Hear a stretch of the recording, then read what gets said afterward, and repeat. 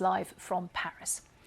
Now, the UK outperformed its legal target to cut emissions between 2018 and 2022. But the country's independent climate advisors have warned that future targets to cut greenhouse gas emissions should not be loosened. Now, the UK had a target of reducing emissions by 38% below 1990 levels, but instead achieved 50%. But that is largely due to external factors, including things like the pandemic. Well, the Climate Change Committee has written to the government warning that the UK is substantially, they say, off track because these figures were based on a weaker long-term goal to cut emissions by 80% by 2050. Well, let's speak to Dr. Neil Grant, who's the UK lead for Climate Action Tracker. Thank you for joining us here on The World Today. I realise there are a lot of numbers there. Give us a bit of context. What can we draw from those?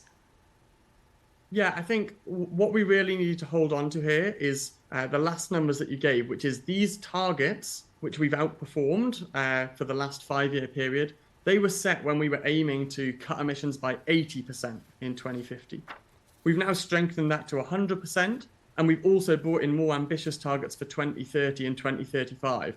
And that means it's a really risky idea to carry forwards any surplus from the current targets into the next period.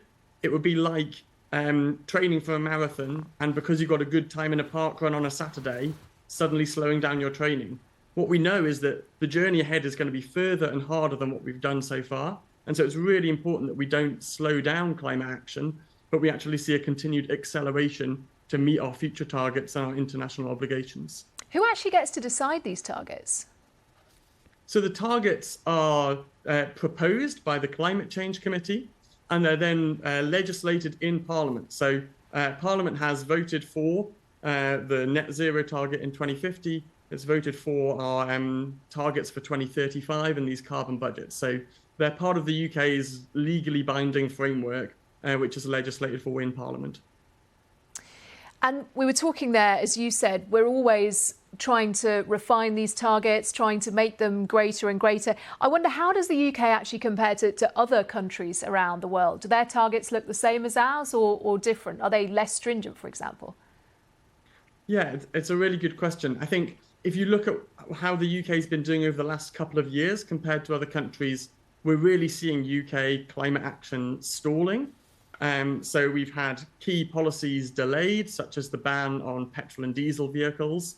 And we've had new policies which we really need to have introduced being delayed chronically. And that means that at the moment, of all the emissions cuts we need to meet our targets, only about 20% are covered by credible policy. And it's all very well having ambitious targets. The UK's targets, compared to some other comparable countries like the EU and the US, are relatively ambitious. But targets only mean something if you introduce policies to meet them. Otherwise, they're essentially hot air. And so when we look at that policy implementation space, we really see the UK stalling at the moment and falling backwards in the pack.